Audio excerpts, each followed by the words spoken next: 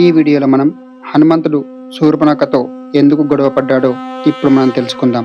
సీతామాతను వెతికేందుకు అశోకవనంలోకి చేరిన హనుమంతుడిని అక్కడ కాపలా కాస్తున్న శూర్పణఖ గుర్తిస్తుంది. అతన్ని చూసి ఆమె కోపంతో, అరే వానరా, ఈ లంకలోకి ఎవరి అనుమతితో వచ్చావు?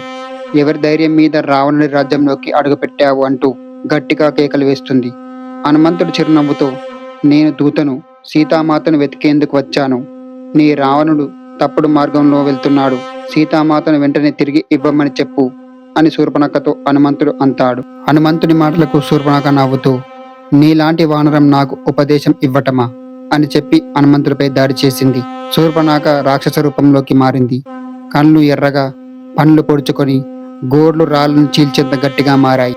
ఆమె గర్జిస్తూ హనుమంతుడిపైకి దూకింది. హనుమంతుడు చురుకుగా దూకి చెట్లపైకి ఎగిరి ఆమె దెబ్బ నుంచి తప్పించుకున్నాడు. తర్వాత ఒక చెట్టు కొమ్మను పట్టుకొని దాని ఆయుధంలా తిప్పి శూర్పణఖపై విసిరాడు. ఆ చెట్టు కొమ్మ ఆమె భుజంపై బలంగా తాకి ఆమె నేల మీద పడింది. కోపంతో ఆమె మళ్ళీ పైకి లేచి మాయారూపం దాల్చి పర్వతమంతా పెద్దదవుతుంది. కానీ హనుమంతుడు కూడా తన గజభుజాలతో ఆమెను ఒక దెబ్బ కొట్టి నేల మీదికి పడేస్తాడు.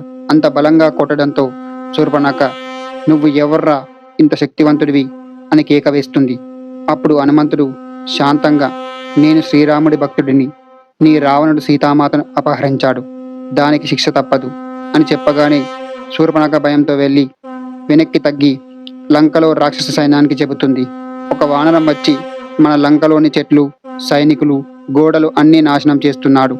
అతనికి దైవభక్తి ఉంది, అలాగే గొప్ప శక్తి కూడా ఉంది. అలా హనుమంతుడు తన ధైర్యంతో, భక్తితో శూర్పణఖను ఓడించి లంక అంతా వణికించాడు. ఈ యుద్ధం మనకి ఏమి చెబుతుందంటే, ధర్మం కోసం పోరాడే భక్తుడిని ఎవ్వరూ ఆపలేరు. హనుమంతుడి శక్తి కేవలం బలం కాదు, అది శ్రీరామ భక్తి యొక్క శక్తి. ఈ వీడియో కనుక మీకు నచ్చినట్లయితే జై శ్రీరామ్ అని కామెంట్ చేయండి.